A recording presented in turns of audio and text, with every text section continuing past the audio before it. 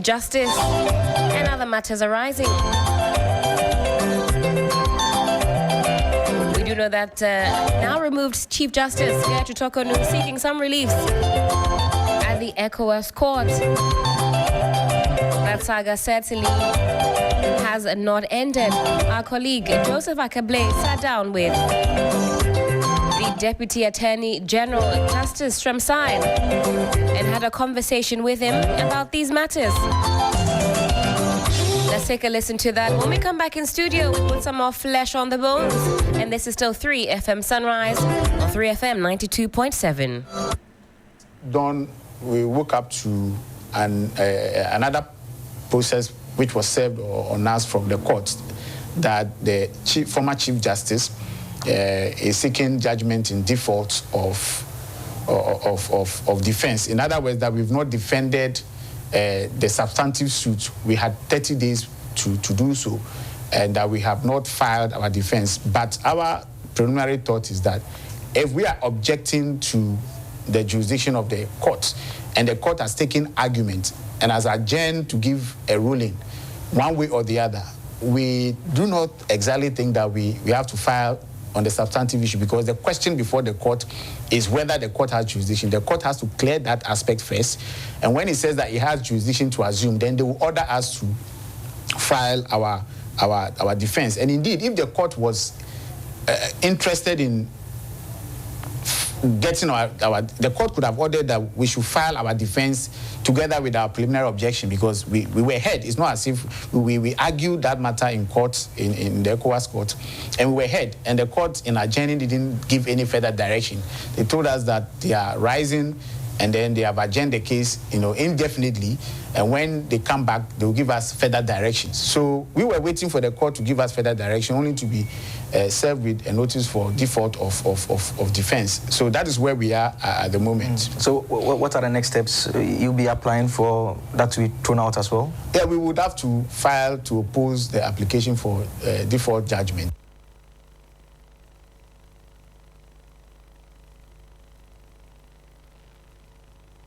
The best in the morning is on 92.7 Sunrise on 3FM. 3FM. And we'll do well to bring you that fuller conversation where the Deputy Attorney General and Minister for Justice, Justice Shremsine, sat down with the Media Generals, Kofi Akable. Get into that conversation a bit. Also, he earlier sat down with the former Chief Justice of the Republic, her Ladyship Sophia Kufu.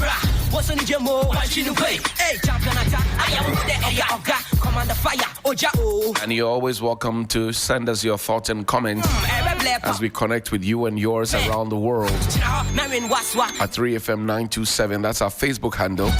You can't miss that. You certainly have to be part of the active society.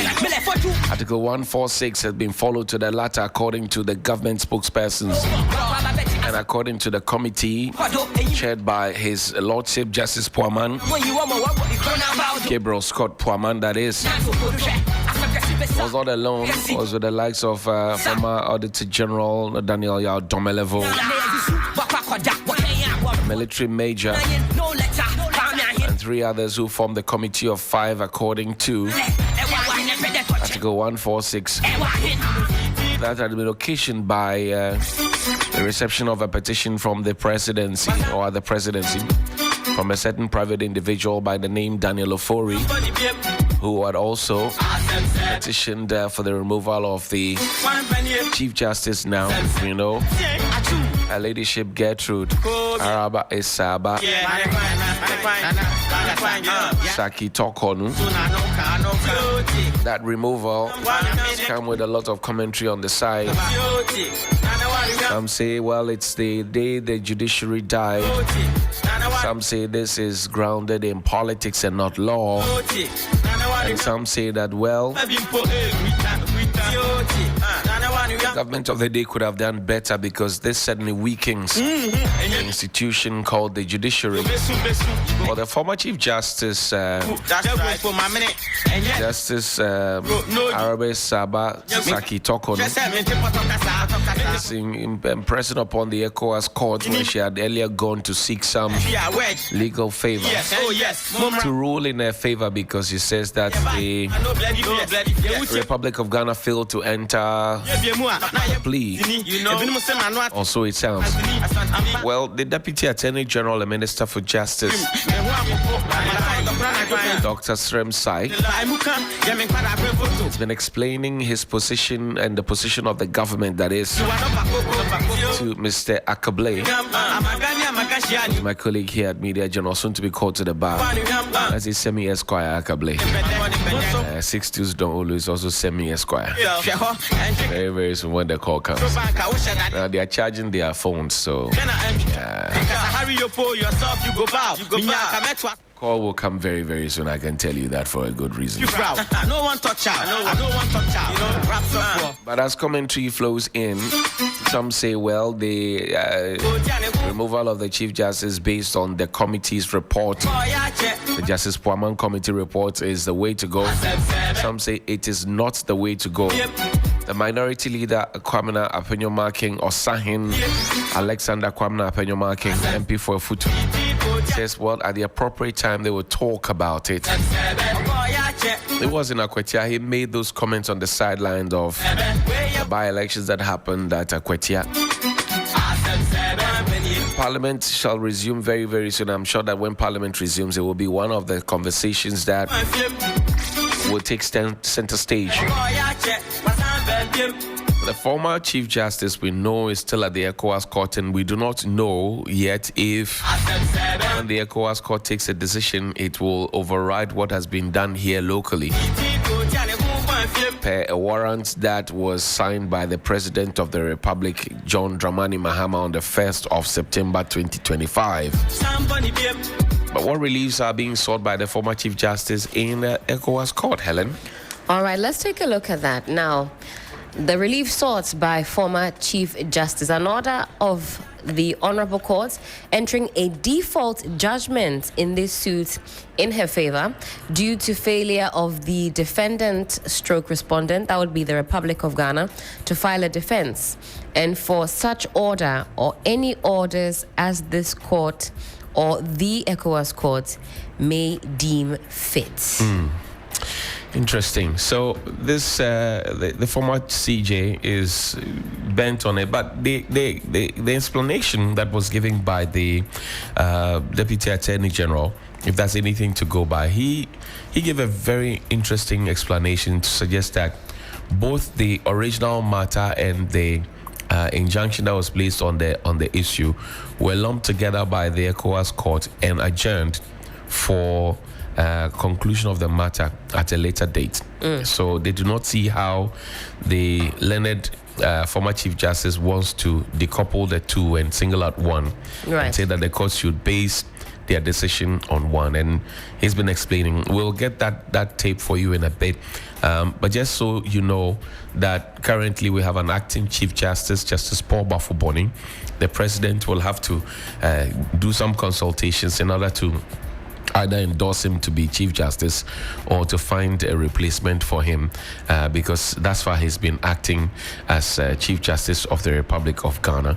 And some say that, well, the Mustafa Gbandi, for example, is Deputy General Secretary of the NDC, is also a security operative operating from the Office of the President, indicated that the former Chief Justice's support of her leadership, Saki Tokornor, is just a feminine agenda of one woman supporting the other, and not necessarily something that is grounded in law. And you could clearly tell the disappointment of the former Chief Justice, in the decision that was reached by the committee. It's interesting days in Ghana, is it not? Absolutely, and I've also monitored those comments.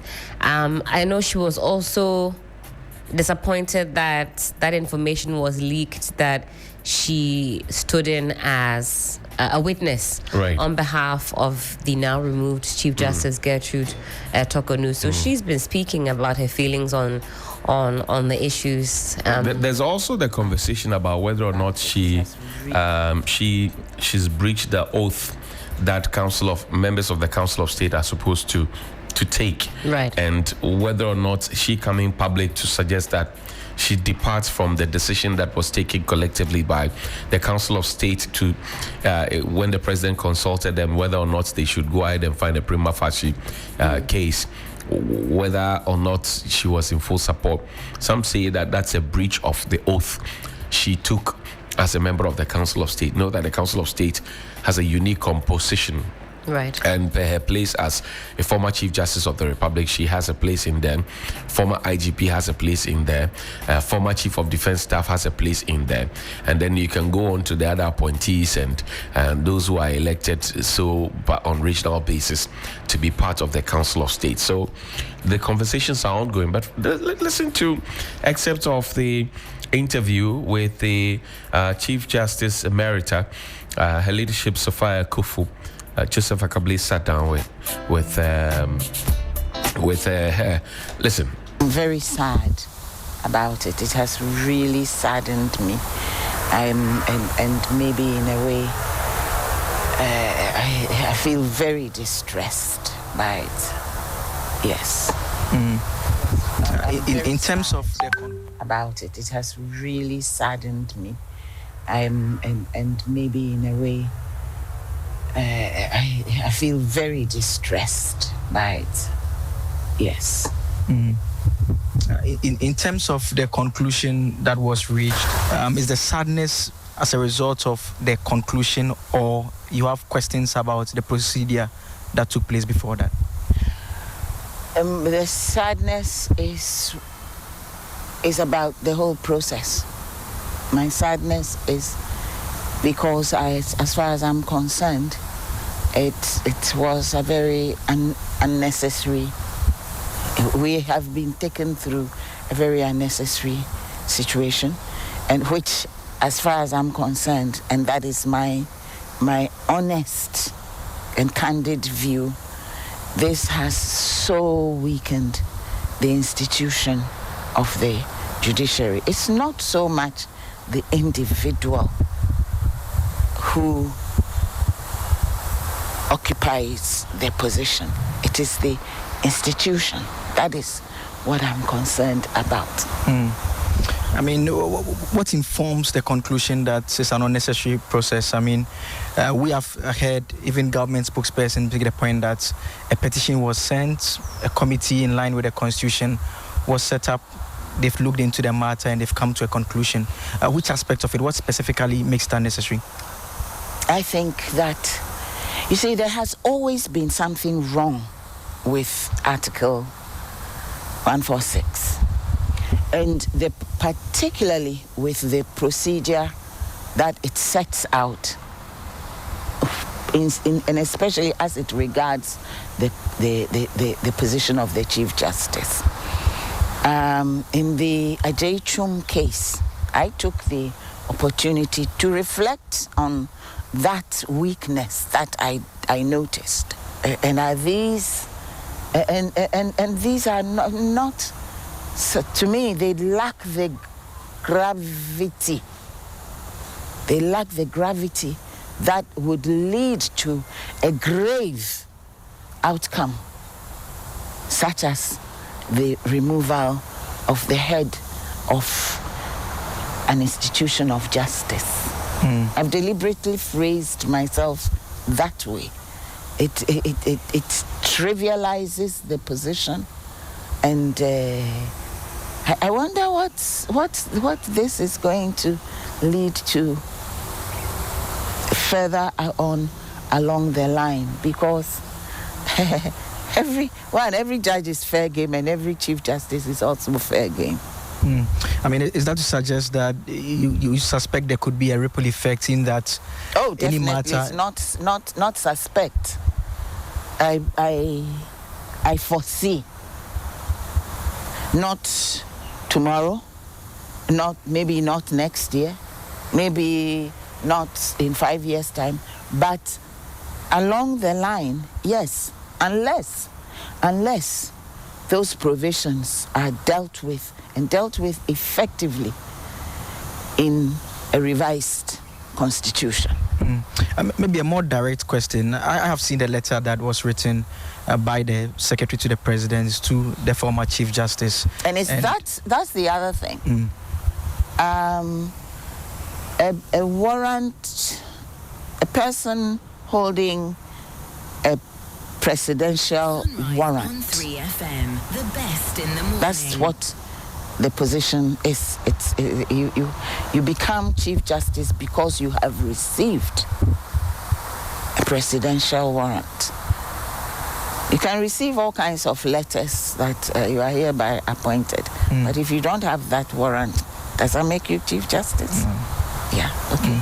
So if you're removing the person from the position, is it a subordinate who signs the letter? Is that the way it's supposed to be done? That's just by the way, food for thought. Yeah, but I've seen a warrant as well signed by His Excellency the President. So why are they showing us that one? I've been receiving all kinds of messages, and every one of them is only bringing out that letter. And in any case, is it polite? Is it proper that it should be a subordinate who writes a letter of removal to a Chief Justice? Really? Really? The best in the morning is on 92.7 Sunrise on 3FM. Now, I'm looking at Helen there, the oath of the member of the Council of State. And it reads, I, and then you fill in your name, do solemnly swear in the name of the Almighty God, solemnly affirm that I will faithfully and conscientiously perform my duties as a member of the Council of State and uphold, preserve, and protect and defend the Constitution of the Republic of Ghana. So help me God. That I will faithfully and conscientiously perform my duties as a member of the Council of State and uphold, preserve, and protect and defend the Constitution of the Republic of Ghana. So help me God. In upholding, preserving, protecting, and defending the Constitution of Ghana, the Constitution of Ghana per Article 146 says that all the processes regarding the removal of the Chief Justice or a Justice of the Supreme Court or any other person who is captured within that domain or that province should be held in camera. So people are asking questions that if her ladyship, the former Chief Justice Sophia Kufu, now has come out to tell us what she did and what she did not do within the confines of the Council of State, which is supposed to preserve, uphold, protect, and defend the Constitution of the Republic of Ghana, then certainly there's a problem somewhere. Is she breaching the law? Is she engaging in stated misbehavior? People are asking those questions, and must she not know better? These are questions that are being asked on the street. I am no lawyer, so I cannot explain what that means. But that's one leg of the conversation. Again, on the streets, the conversation is that, okay, if you look at the posture of the former Chief Justice, and she had gone in support as a witness to, or witness for, her leadership, bring your name, Saki Tokornor, right? Along with Justice Eni Eboa and Justice Jones Doche. These are three towers in our judicial system. All of them retired anyway. But if you listen carefully to the tone, it does suggest that, but this is nothing. This is okay. But really, what's so? Because the last word is that really, like, what is it? $10,000 to pay for this? Really? Does that give us an indication that in the past these things might have been done, and then the country glossed over it? It's a conversation that, you know, we ought to pay attention to. I saw something from Professor Kwekwaza, who wrote a petition in the erstwhile administration to have the former Chief Justice, now former Chief Justice, kicked out of the of office. That petition was not followed through. For the President of the Republic at the time shelved it and thought that there was no merit. But this is what he wrote nine hours ago, Professor Asari. It says, stated misbehavior under Article 146 is not a boogeyman. Stated misbehavior is not a novel constitutional creation. It is rooted in the common law and has long been used in Commonwealth jurisdictions to justify the removal of public officers whose conduct undermines the integrity of their office. The Supreme Court in the J. Chum versus Attorney General 2005 to 2006, Supreme Court Ghana Law Report 732, interpreted stated misbehavior broadly to include corruption, abuse of office, bias, or other conduct that undermines public confidence in the judiciary. Importantly, the court rejected the idea that the administrative acts of the Chief Justice fall outside Article 146, as the court explained. The plaintiff's argument on this issue is founded on the fallacy that a Chief Justice's conduct in the administration of the judiciary can never ever be construed as a stated misbehavior or incompetence within the meaning of Article 146 of the Constitution. As far as the Chief Justice is concerned, I think it is reasonable to link his conduct of his administrative responsibilities with his position as a justice of all the superior courts.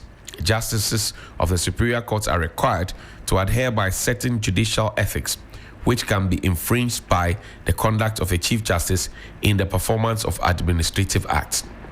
It is therefore unacceptable to exclude a priori all administrative acts of the Chief Justice from scrutiny as possible evidence of stated misbehavior in his capacity as a justice of the superior courts. This passage affirms that administrative conduct is not immune, where the Chief Justice abuses, transfers powers, manipulates case assignments, or misuses administrative discretion. Such actions may properly constitute stated misbehavior under Article 146.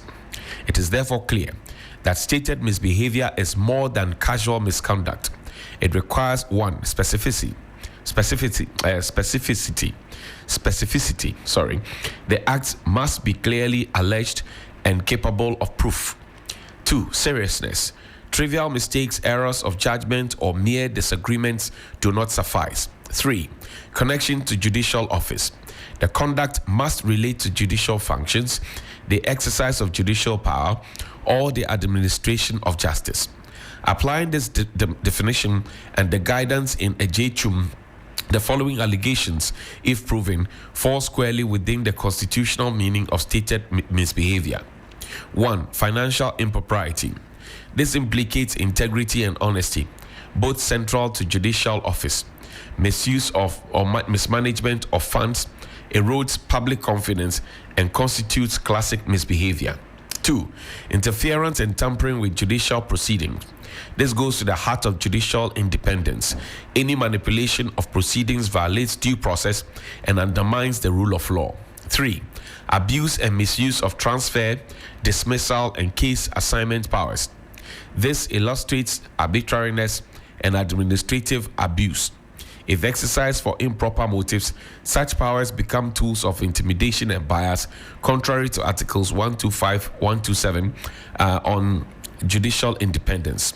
4, contemptuous disregard for judicial process and the judicial power of the courts. This constitutes insubordination to the very judicial authority the officer is sworn to uphold. It undermines the legitimacy of the judicial system. 5, capricious and arbitrary fixing of cases for hearing. Case management powers must be exercised fairly. Arbitrary scheduling prejudices litigants and weakens faith in judicial impartiality. 6, undermining the independence of the judiciary. This is probably as serious as it gets. Judicial independence is a constitutional value under Article 125 to 127. Any conduct eroding it, such as circumventing established processes for nominations and directly lobbying the president, amounts ipso facto to misbehavior under Article 146. We must not lower the bar so far that misconduct is excused under the guise of discretion. Regardless of who is accused and no matter the spin, ask yourself these questions. If the answer to any of this is yes, then the conduct, if proven, amounts to misbehavior under Article 146. 1. Integrity. Did the act involve dishonesty, corruption, or financial impropriety? 2. Judicial function. Did it interfere with the fair administration of justice or tamper with proceedings? 3. Abuse of power. Was authority exercised capriciously, arbitrarily, or for improper motives? 4. Respect for process. Did the conduct show contempt for established judicial processes or procedures or the authority of the courts? 5. Judicial independence. Did the act comprise the autonomy of judges or independence of the judiciary as an institution? Judges, by the power vested in them, can do more harm to the polity than any other public officer. As a result, they must be held to a higher standard, never a lower one, as is being advocated by some. The J-Chum court case also addressed the concern of executive interference in the removal process. It clarified that the president's role in initiating Article 146 proceedings by constituting a committee does not in itself undermine judicial independence. Moreover, the fact that it is the president who establishes a committee under Article 146 to investigate an allegation that a chief justice has been guilty of such misfeasance of his administration or administrative responsibilities as to bring him within the meaning of stated misbehavior under Article 146(1) does not necessarily imply executive interference in the affairs of the judiciary. Thus, the president's role is procedural, not substantive, and the safeguard lies in the independence of the committee process itself. The attempt to spin Article 146 proceedings as executive interference must therefore be firmly rejected. Please, the post no better ho. Yenye comprehension consultants the year. Helen, you are the comprehension consultant here. What did you glean from this? This one day I have to sit down, also reread it, and then make some notes out of this. But I mean, the crux of the matter is that a lot of the, I think, critique seems to be misdirected. We keep hearing the executive, the president, President Mahama, seemingly as though he has made this decision. But I don't know how many times it has to be reiterated what the processes are, and ultimately that this came from the recommendation of the committee. But those that are hell-bent in misdirecting and misrepresenting the conversation, their mind is made up. Their mind is made up. Their mind is made up. You know, what this says to us is that, look, judges have a place of pride within our polity, and you must hold them to the strictest and the highest standards. If not, they would use the powers of discretion and push people into places that they are not supposed to go to. So they have to be held to a certain standard. Yeah. And I couldn't agree less with far him. higher than you and I, 100 times higher. If a judge can commit you to contempt or commit you for contempt, you know, per matter of discretion, it may be that the judge perhaps that may not like you and will say, Chale, go and spend 2 weeks inside and so on. If it's stated misbehavior, it comes out that you have not done anything that should warrant that kind of punishment. It's stated misbehavior, and the judge must be dealt with in a way that Article 146 prescribes. You know, I really mean. But your thoughts and comments are always welcome here on Sunrise on 3FM 92.7. Come on. I know you have your own comments. Make sure you're on the side of the law. Don't go and be saying things that you don't have to say that will put you in trouble. Anyway, Sati, Bonu, that's a goma.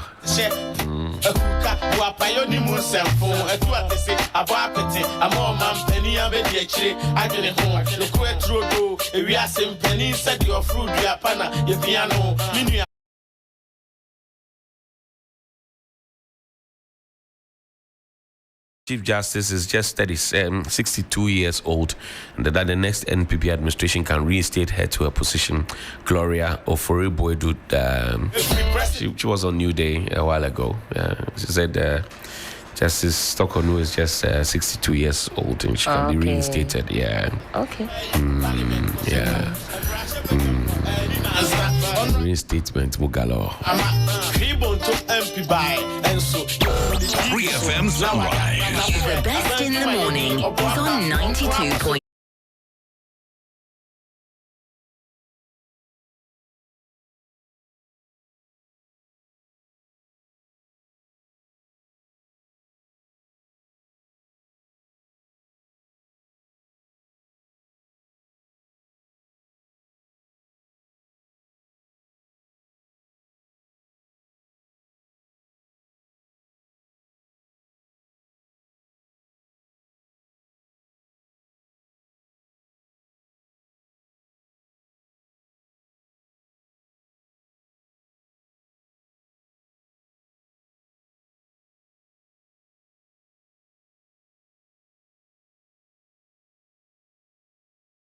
Rest on lack of clear laws in place and everything.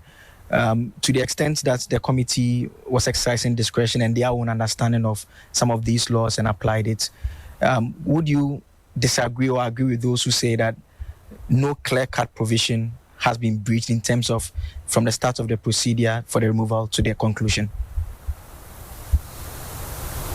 Well, what procedure? What's that skeletal framework that's in the Constitution? See, that's a very.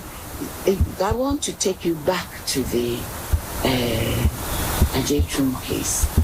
See, in the Ajay case, the court. Matters had only just begun. The process had only just begun. So we couldn't really go deeply. Sunrise on 3FM, the best in the morning. Yeah, but if I'm to ask directly, would you say that the former Chief Justice got a fair trial, if I'm to put it in that manner? In my you want my opinion, you want my legal opinion, you want an opinion from the heart and the mind and the soul and the spirit. No, she didn't. She didn't. And there were also other things which in the latter part of the proceedings also happened, which you know, I don't even know how to put it, but they were very unbecoming. One, a process that is supposed to be purely in camera, and that expression in camera has been defined by the Supreme Court, and that definition still remains, right?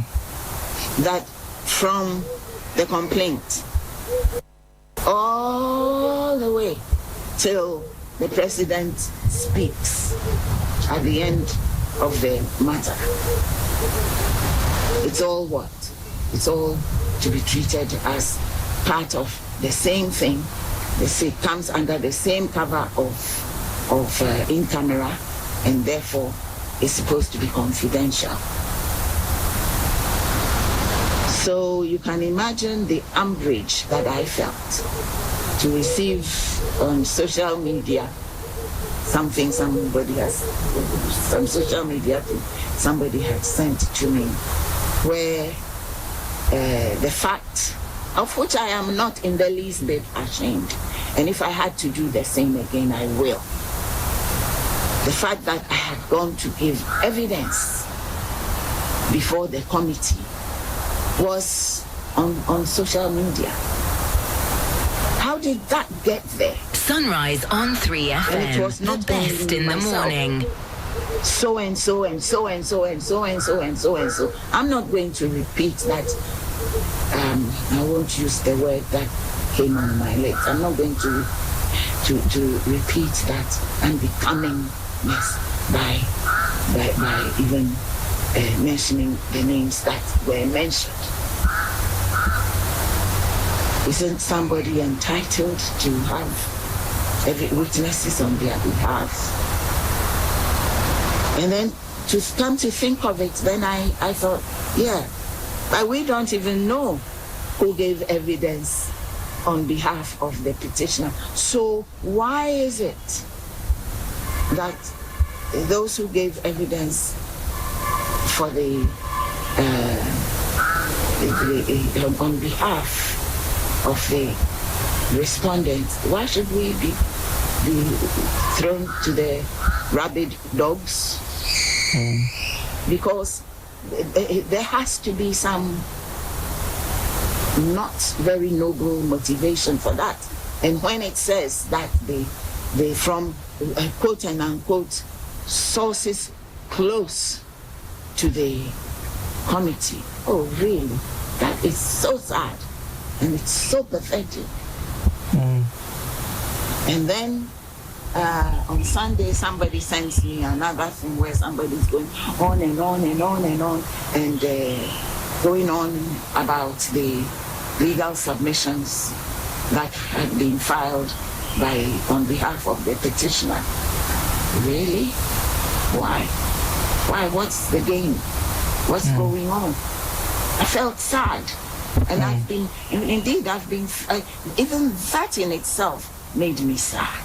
Have we come to this in this country where a process, the most important thing in every process, whether it is a formal judicial process, Sunrise or on 3FM, the the most best in the informal morning. process, such as, let's say, ADR discussions and all that, where something is supposed to be confidential, it has to be kept. But to the extent that the Supreme Court has determined that if there is a breach of the in-camera rule, it does not invalidate the process, should that still be of concern? That's not matter. I'm still talking about it. Just because it doesn't breach it, it breaches the letter. It breaches the letter of the Constitution. Does it not? That it should be confidential. I'm not saying it therefore means anything, but all I'm saying is that for me, it puts an unpleasant aroma onto the procedure, because process integrity is exactly that which is demanded of the most humdrum, the most mundane inquiry. That was Her Ladyship Emerita Sophia Akufo there, sitting there with Akablay. Now, let's go on and listen to the Deputy Attorney General and Minister for Justice, Dr. Edem Sremsai. He sat down with Akablay again on the same issue, because you do know by now that they removed Chief Justice Saki Tokornor, JSC, has insisted that she wants the ECOWAS court to rule in her favor. Let's now listen to Edem Sremsai with Joseph Akablay.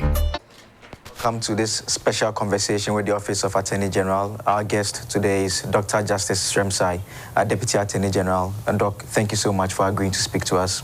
Yeah, thank you so much for giving me the opportunity. It's been a busy last couple of months, particularly with the issues surrounding the Chief Justice, the former Chief Justice, and the process eventually terminating, the President writing to communicate that to the former Chief Justice. From the perspective of the Office of the Attorney General, what's your own assessment of that entire process that has taken place? Thank you very much. I think this situation has given us a very important lesson in our strive to run a democracy. Issues have been raised on the independence of the judiciary. On the other hand, issues have been raised on rule of law. Opinions have been offered on whether the process is correct and whether it should be changed. One thing which, however, stands out is the understanding that everything that we do under the Constitution must conform with the provisions of the Constitution. And this process in particular has been tested, whether or not it's conformed with the provisions of the Constitution. It's been tested in at least 5 cases in the Supreme Court, 2 in the High Court, and the conclusions have been the same. In fact, every aspect of the process has been tested in the courts, and the conclusion has been the same, that it comply with the processes with the processes prescribed in the Constitution. And for me, that indeed is what rule of law is about. The fact that actions, whether by the president, whether by the Council of State, or whether by the 2 of them combined, could be tested in court to see whether they are indeed in compliance with the Constitution. I think the process has survived that. I refuse to mention that it's been tested in the ECOWAS court as well. From where I sit, I believe the outcome would not be different from what the courts of Ghana, have given. So I would say that indeed it was tested. It has passed the test, not from my perspective, but the perspective of the courts.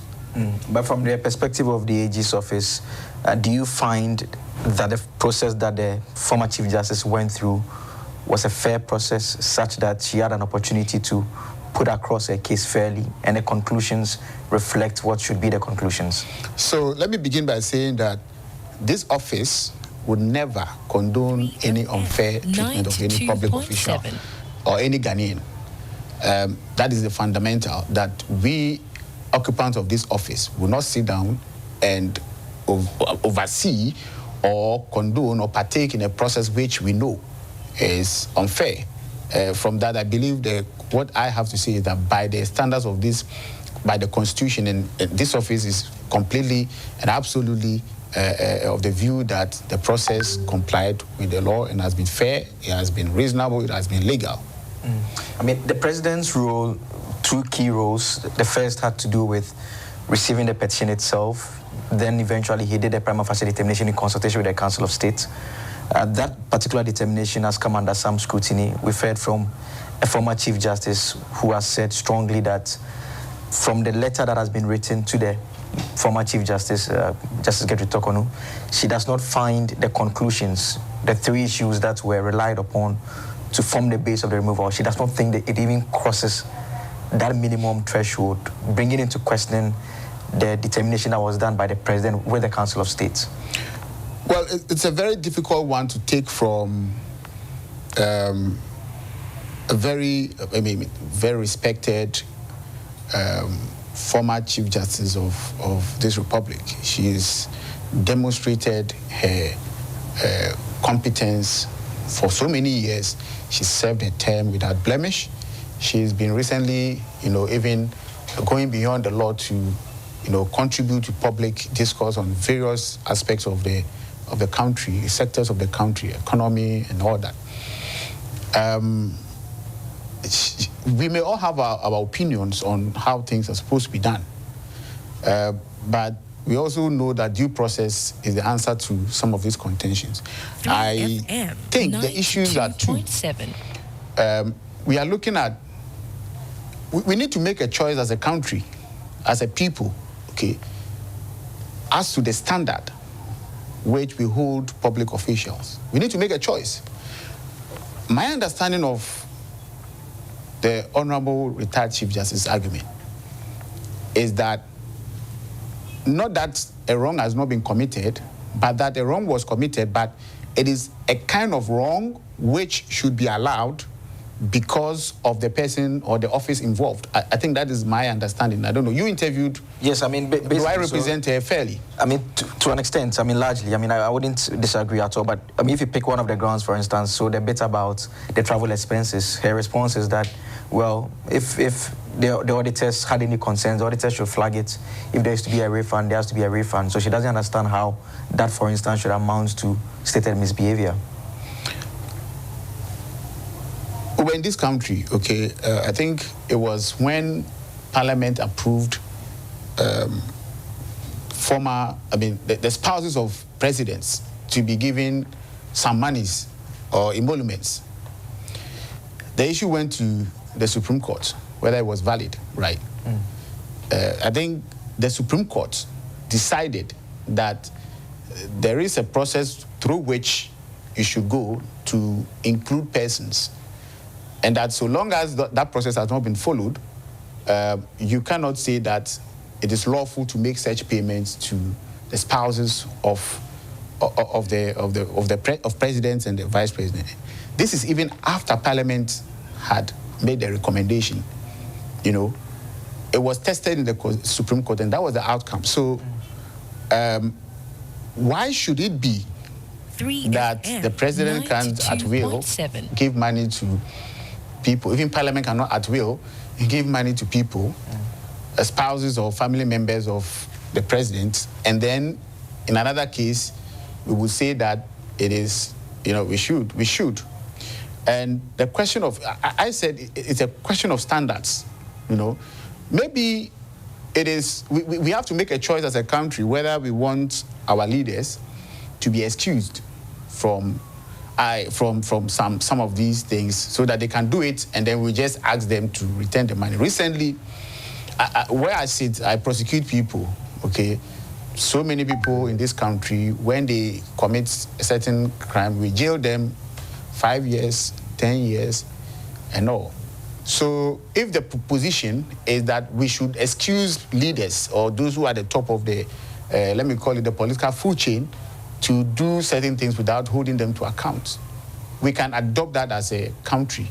And if the other school of thought is that for persons who are at that level, they should even be held to a higher standard, in the sense that they know, they know and ought to know that this should not be done, right? So if they allow that to be done, we have to decide that we will leave them to go or not. But I believe that the standards have been considered by a panel of 2 Supreme Court judges and 3 other persons, with the former, you know, auditor, you know, general.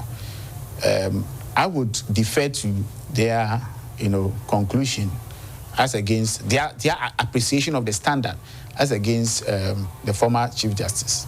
But do you not see the point she makes, perhaps, that to the extent that she doesn't control the purse, I mean, she's traveling, they make arrangements, they give her what they ought to give, and eventually now it turns out that, well, what she has received is in breach. Should that not cure it? Should that be a basis for a removal of a Chief Justice from office? Do you think that that is not a bar too low? What do you make of that? She was given, and she received it, and she didn't do anything about it. So she should be allowed to keep it. It doesn't sit right with my thinking. Okay. It doesn't. But how about the role of the auditors? I mean, at those levels, because that's why auditors, I mean, exist in various agencies. Auditors have given their reports. Is that not the case? The reports were given how many years before this hearing? So if there was any attempt to remedy the situation, it would have been done. And I don't think there was any attempt. I think the issue was whether the now outgone Chief Justice is entitled to it or not under law. The committee says she was not entitled to it. I don't think it's a question of remedy as the former Chief Justice is putting across. It's a question of whether a wrong was done. And I don't think that the argument before the committee was one of whether it should be remedied or not. The committee, what I understand the committee to have said from their conclusion is that it is something that ought not happen, and it happened. And so the conclusion was that if you know, stated misbehavior.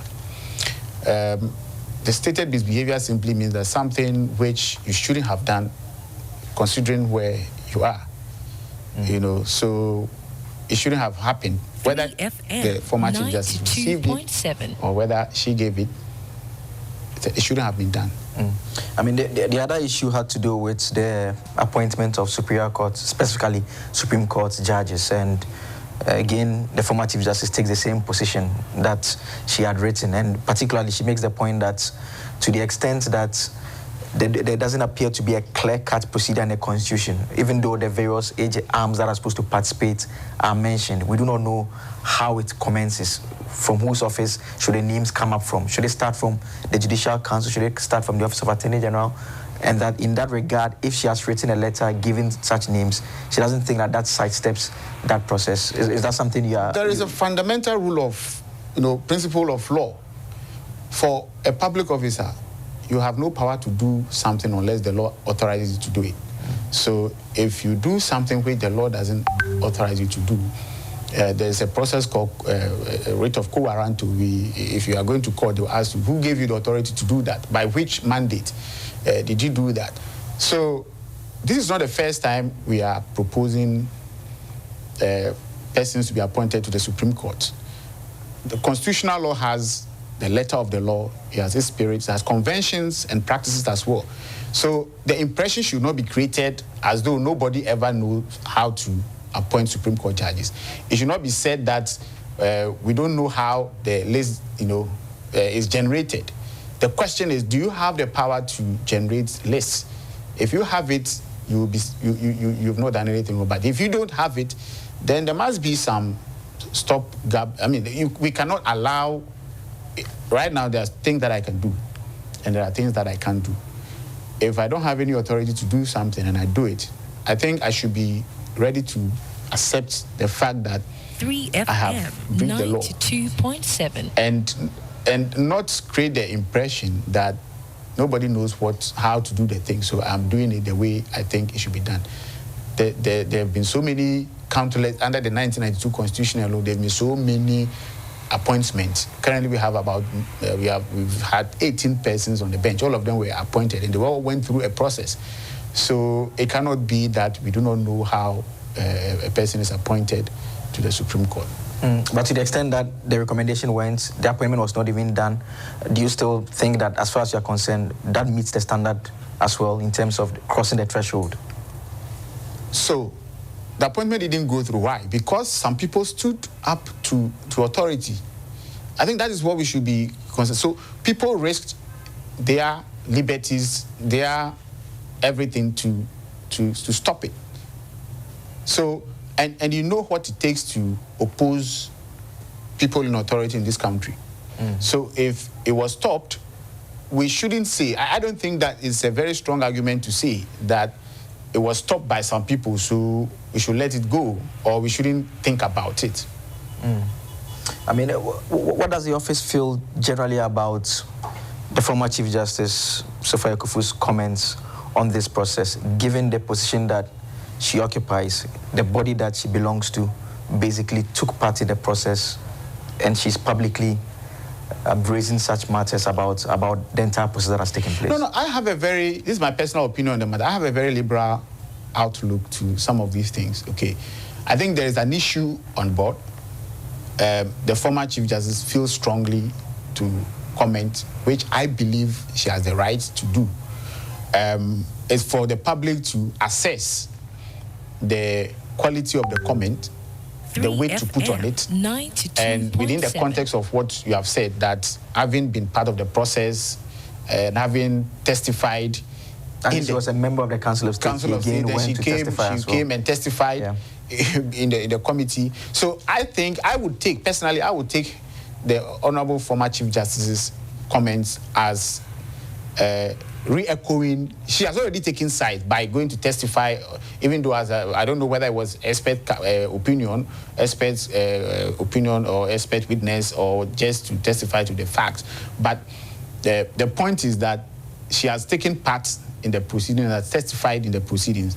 So coming out to repeat the same thing, I would take it within that context. That and I think the Honorable former Chief Justice also said that she's not ashamed to support. I think that's the. In fact, she said if she had the opportunity, she would do it again. Yes, so she's supporting the former Chief Justice. That is her position. So I think she's entitled to continue that support. I mean, early on, you made a point about concerns that have been raised over the period about judicial independence. There are those who look back at those comments and they make a connection that there was a clear discontent that even the current president, he publicly, made that comment many times about the need for judicial reforms, that it is that commentary prior that has been engineered in a manner that fits within the current legal framework to reach a certain conclusion. No, that is misplaced. It is completely out of place to suggest that because there was a policy, a campaign proposal or policy that the judiciary will be reset, then it means that anything that happens within the framework of the law is to malign or take away the independence of the judiciary. That doesn't connect as far as, and I believe you should agree that it doesn't connect, because does that mean that because the president made that promise, so if there is any wrongdoing and the petition has been brought, the president shouldn't act on it because it will be said that, it will be a very difficult argument to carry through. So for me, the reset agenda has to do with institutional, structural, changes in not just the judiciary, but all arms of government. And you can see there's a constitution review process as part of the reset. We have 24-hour economy, which is part of the reset. We are looking at so many other aspects in terms of education, how school fees are paid. That is part of the reset. So you cannot reduce the reset agenda to a petition brought by how many people going through the process as an indication of that. Look, the judiciary needs a lot of structural, logistical, changes. We are still here doing paper filing. Cases drag on for years. The average time for a criminal case to terminate, even a summary trial, is 2 years. 2 years. So if you arrest someone, unless the person pleads guilty, if you want to take the person through the criminal procedure, the shortest time limit for you to get conviction is about 2 years. That is not right. We sit in this country, we saw things happen in other jurisdictions. Someone is arrested, and within a few months, they've finished the trial. The person, if jailed, has been jailed. Some people even finish serving their term before a simple case. So those are some of the issues that the reset agenda is talking about. We are talking about electronic, assistance with the court system. Those are the issues, and to strengthen the independence of the judiciary. Now, let me flip even to another point. Now, let's look at this. Is it the case that whenever a chief justice is removed, then is an attack on the judiciary? Or when there is accountability, persons in judicial office are held to account, then it's an attack on the judiciary? Or is it that the office of the chief justice is above the standards, or it's above the law? What exactly is the point? Because this is also not the first time that we are seeing a justice of the Supreme Court. Well, this is the first time a chief justice has been removed, this way, in accordance with the Constitution. But other justices and other persons who are ranked in the same, at the same level, have also gone through this same process and have been removed. And I think the time they were being removed, there was no question as to whether it was a question of whether it's an attack on the independence of the judiciary. Do you share the fear that some have expressed about the ripple effect, the likelihood that more petitions will be coming through, not necessarily in the immediate future, but potentially when there's a change in government? No, I don't have any fear. You see, there's no fear about that. If an occupant of an office, as the office of the Chief Justice, is removed based on merit and is subject to the process of the law, why should we look? It is really, for me, it is better, to have chief justices change frequently for a better judicial system than to have chief justices stay for a very long time when we have issues with justice. So I personally don't have any problem with justices changing, so long as there's merit in it. If you appoint a chief justice today, and tomorrow, even under the same government, tomorrow there's the chief justice does something which warrants removal, and is removed, 92.7. With all due respect, I think that should be accepted. It also has another dimension, that then it means that persons who occupy that office would be able to, keep themselves above certain, standard. But a situation where it's as if we don't want to hold chief justice to account, or that we want to lower the bar for persons who occupy certain offices because of where they sit, I think that is more dangerous than anything. But if the change should be taking place based on which party should be in power, that will not be good for the country.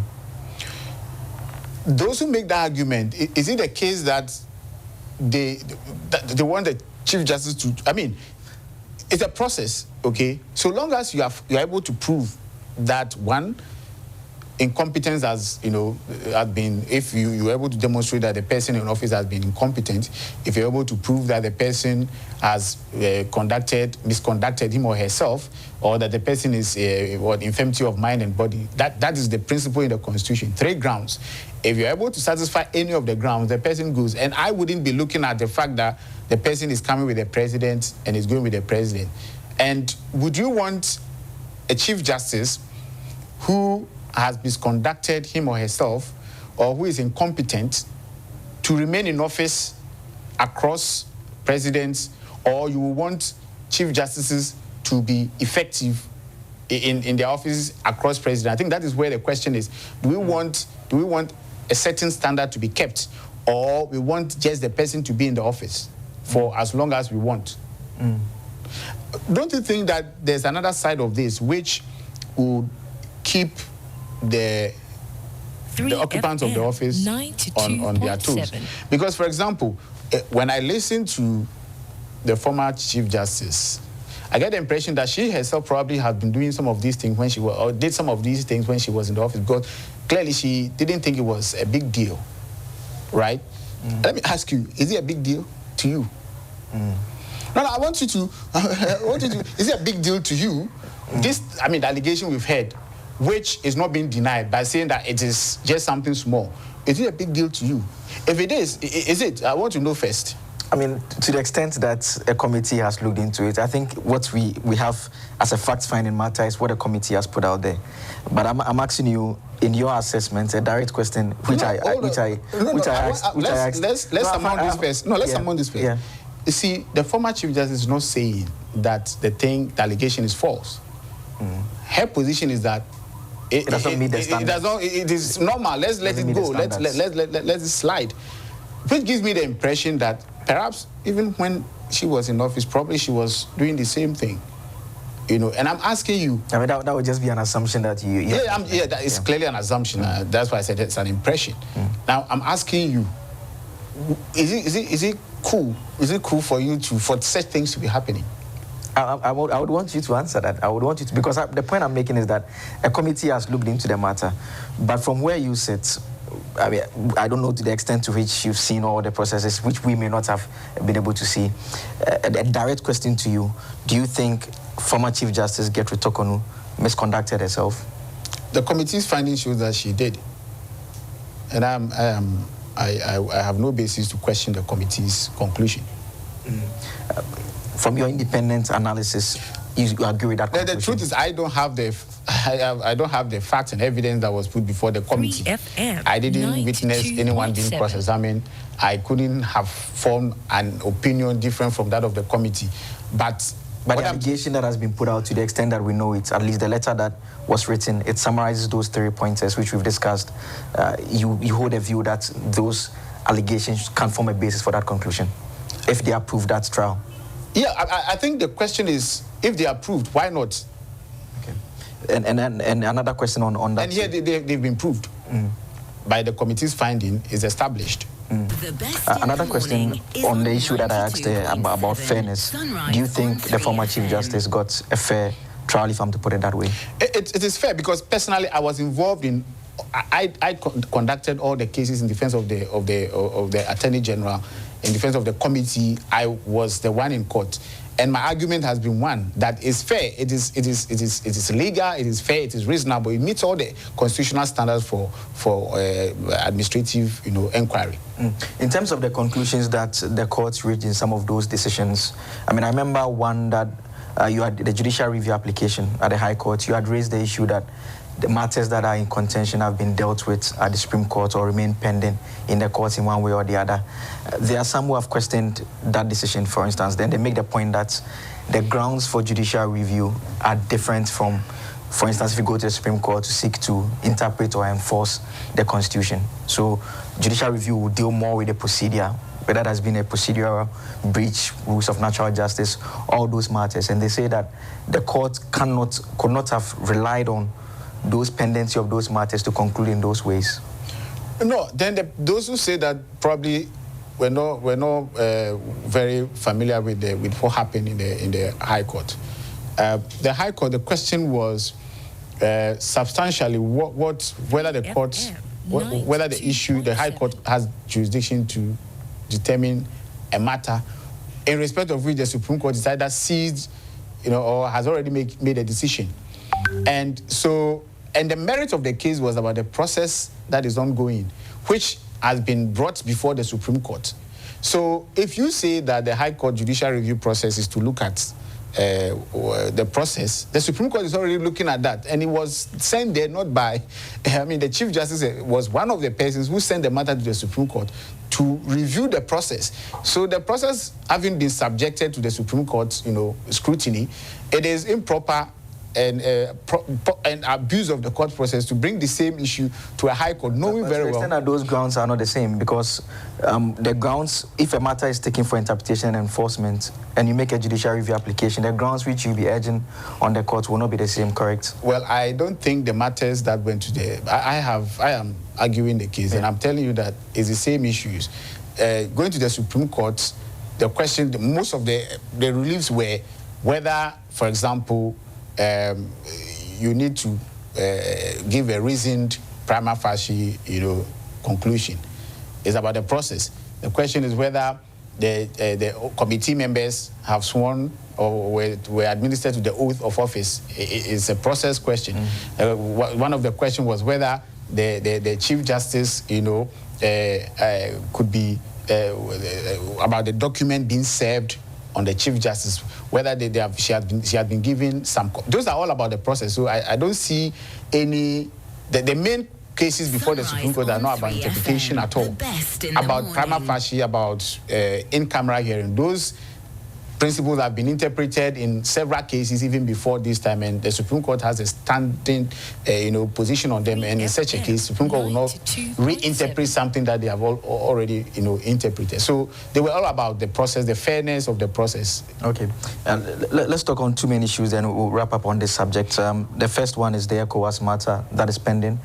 Where are we on that aspect? Yeah, so when the Chief Justice, former Chief Justice, approached the ECOWAS courts, raising the same issues that were raised in Ghana, which the courts have been, seized of and have ruled on at the court, at the ECOWAS Community Court.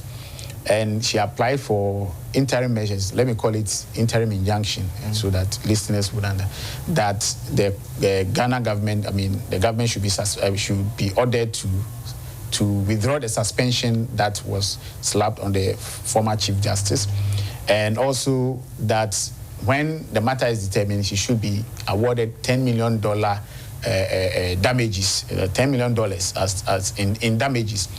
Those were the issues, but we objected to the jurisdiction of the ECOWAS court, saying that the court doesn't have the power to assume jurisdiction over a matter which the local court, that is the Supreme Court of Ghana, is seized or is hearing, and the courts, ECOWAS Community Court, doesn't have any power to interpret Ghana's constitution for us. Those were the objections we raised on the jurisdiction of the court.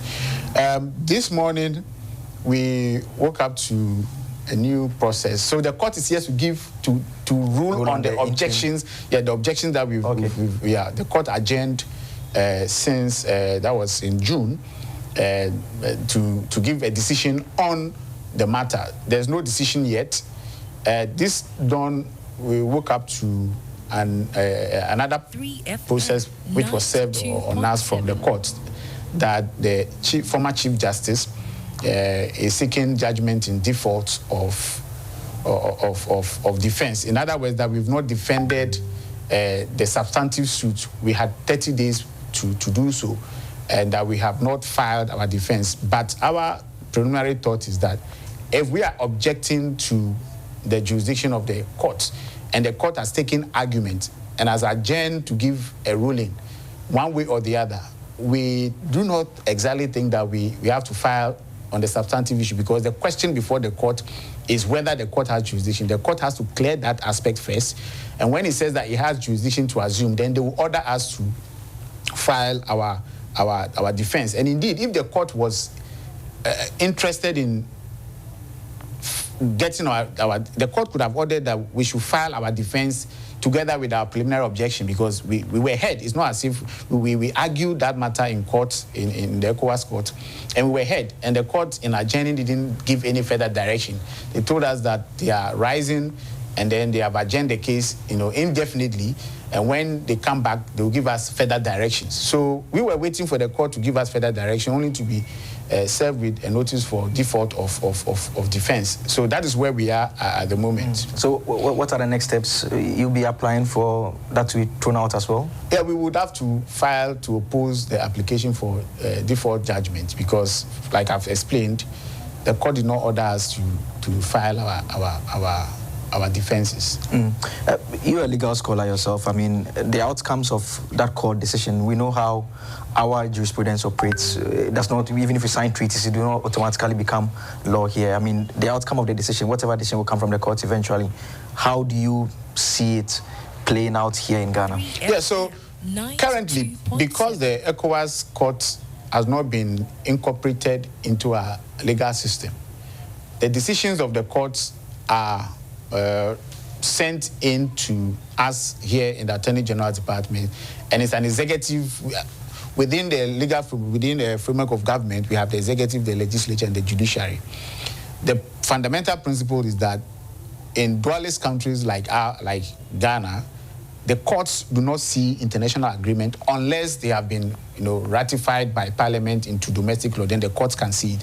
So the Supreme Court, technically speaking, cannot see whatever, or is unable. All the courts in Ghana are, let me put it literally, they are unable to see what is happening in ECOWAS, because we have not domesticated the ECOWAS. However, governments can decide, that is, when I say government, I mean the executive. When it is served on us, the government of Ghana as the executive may decide what to do with the decision.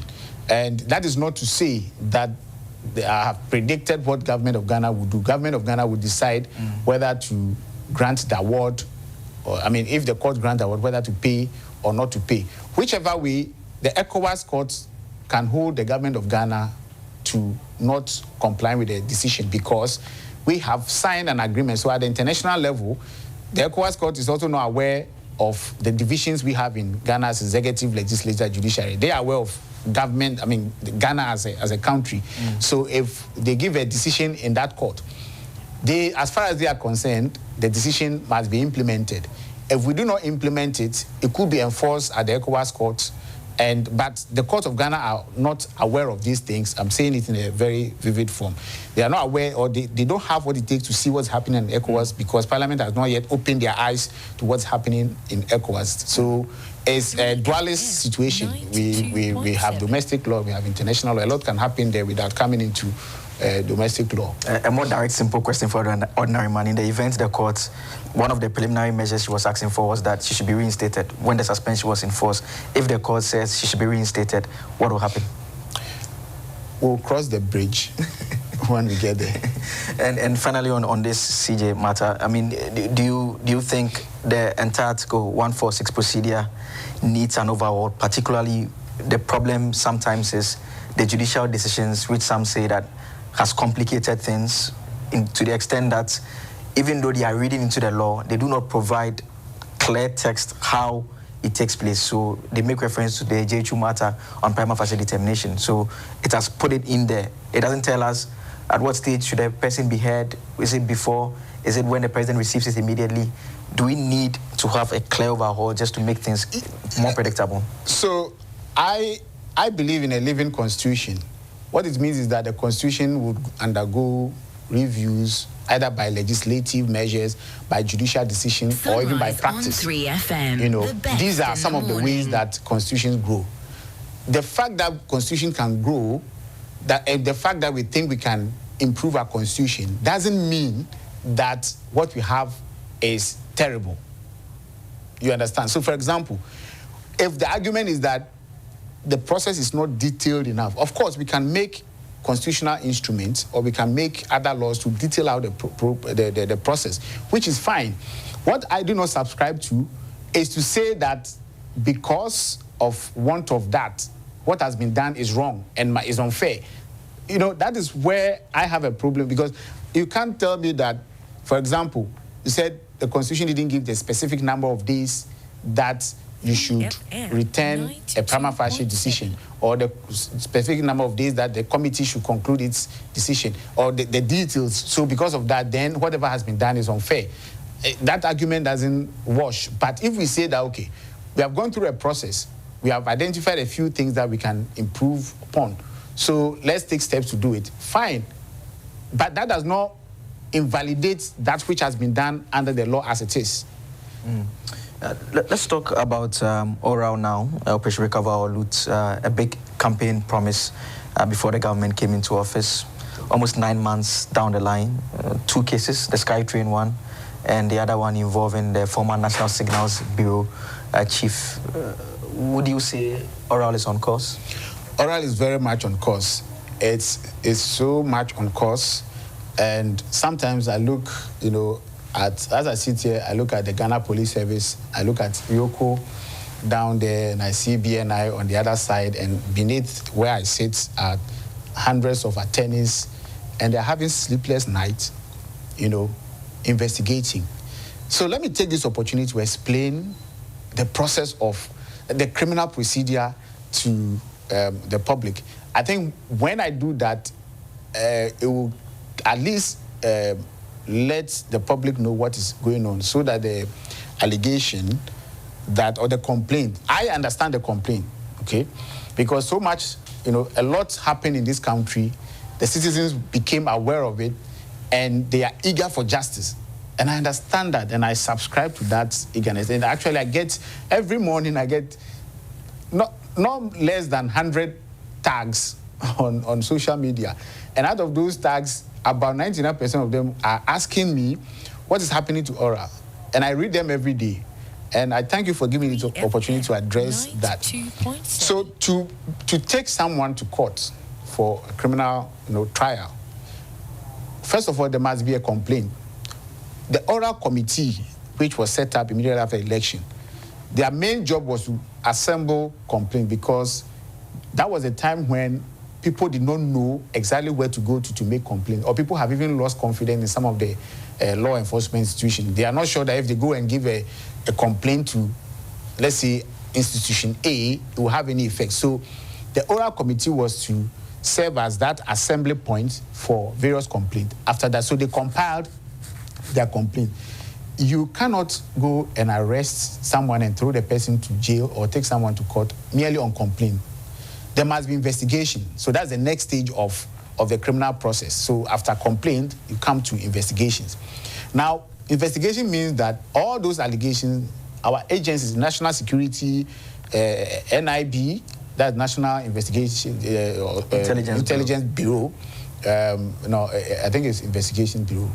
And then Police Service, IOCO, they are all out there, and what they are doing is to find the evidence to support those complaints. Because the persons who bring these complaints are not law enforcement.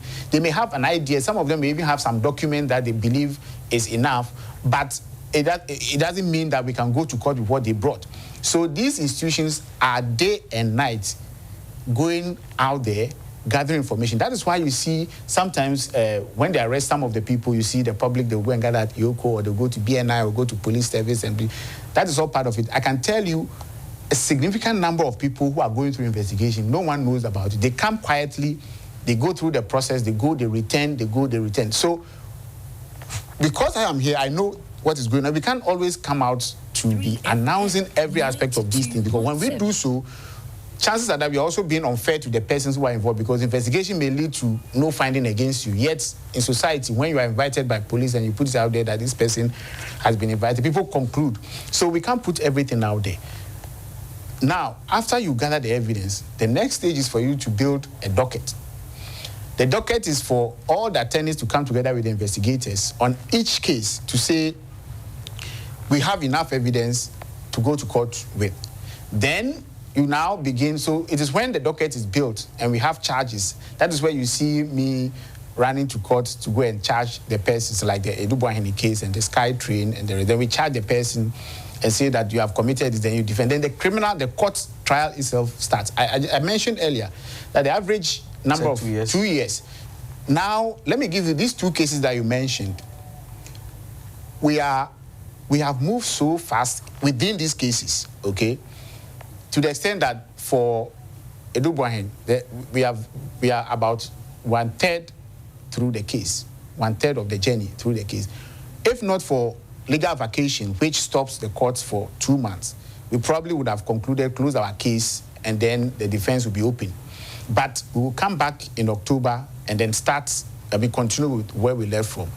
That is super fast. That is very, very fast if you compare it with all the other criminal trials that we are even doing here.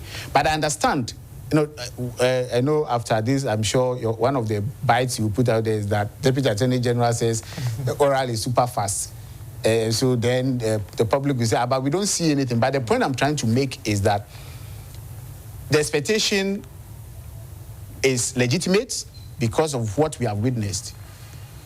But the work we are going through and we are doing is very thorough and is vibrant. I hardly sleep.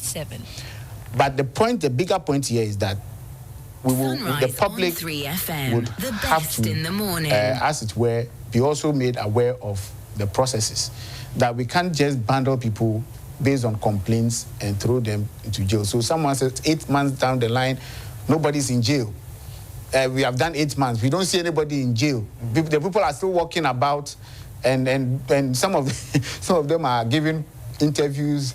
But there's no law which says that if you are being prosecuted. In fact, they've made reference to the National Service Secretariat one. The lady involved that the Attorney General spoke about her. She participated in a recent GFA event, and we saw, if you go on social media, you see the comments. People are saying, that all what the AG said, how is the matter not in court? Yeah, why is he still contesting and winning election and we are here?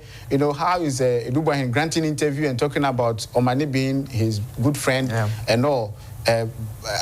We have to, there's nothing really we can do as law enforcement about people's rights to contest, because the position of the law is that you are innocent until you are proven guilty.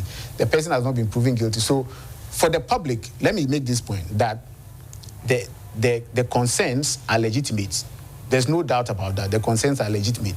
But the processes of the courts and the criminal procedure is also, you can't, there's no point in rushing, and at the end of the day, the person will just be discharged, So what I can say to the public is that my good friends out there, they should keep the pressure on us. They should keep the pressure on us. We need the prompting, we need the pressure to be motivated to continue the work. We are motivated, but without their constant reminders, without their constant tags, and without their constant, calls on us that we should move fast, chances are that we may feel complacent. So we agree with what they are saying, but we are following the process, and I'm saying that we will deliver the mandate that they have given to the government. President John Mahama's government's promise is that we are going to correct all the injustices that have been done to the public purse. We are going to ensure that people are brought to book and examples are set for people to know that when you abuse public office for private gain, when you take public resources and you pass it off into your pocket as your own property, you will be dealt with. And that agenda is on and will not stop. And the motivation that we get from the public comment is also very much needed. On the process, the agencies that work with you, or basically under your supervision, Yoko particularly, in the last couple of months, the concern has been the bail bond, the sum that they are fixing. I mean, the argument is that sometimes they fix huge sums in a manner that basically they've granted you bail, but you end up being kept for more than 48 hours. I mean, your ministry is responsible for justice as well. And when you're in private practice, I remember you've raised issues with how bail is handled generally. Do you find this to be consistent with the legal provisions, Article 19, Article 14?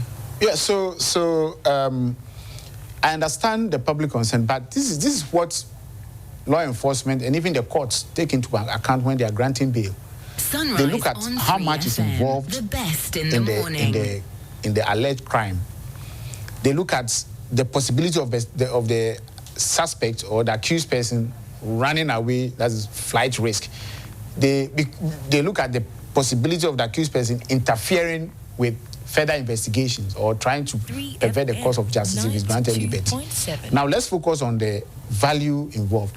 I understand why the people are shocked about, or they feel that the bail bond, the amount is huge. That is because the crimes we have investigated are unprecedented. I mean, someone is alleged or has been accused of taking 500 million Ghana cedis, and then the bail is, you want the bail to be 2 million. I will pay the 2 million and go and not come back.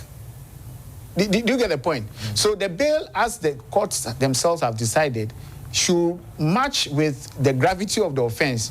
That is what it is. So if a few of those cases have moved from the law enforcement, have gone to court, and even when court granted bail, it was still difficult for the people to satisfy the condition. For example, in SkyTrain, one of the accused persons, after being granted bail, was still in custody. It took the person a very long time to satisfy the condition in terms of the amount.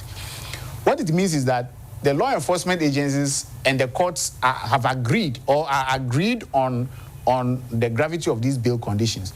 So, yes, it may be outrageous to you that someone is supposed to pay millions of cedis for bail, but we need to also find out what amount of money the person is accused of stealing or of misappropriating or causing financial loss. And when you look at that, you will see. So, for example, some of the people who have brought the suspect, investigation showed that they have properties that are more than what you think the bail is. Now, if you give a bail condition which is below, and the monies they are accused or they are alleged to have stolen is also huge. So you sitting out there, this is huge, 2 million is huge. But the person deep down his own heart knows that, look, if I can look for this money and pay, you know. So I don't think that the courts have been excessively harsh, and the few times that reviews have been sought in respect of those bail conditions that the law enforcement agencies have granted, the courts have marginally remained within the same framework. Sunrise on 3FM, the best in the morning. And that was a conversation with the Leonard Deputy Attorney General, Dr. Adam Sremsai, sitting down with my colleague, Joseph Akablay. We'll take a quick break. When we return from this break, there are birthdays here, and then we will kiss the day goodbye to welcome 3 Lounge with AJ Akwakusapon.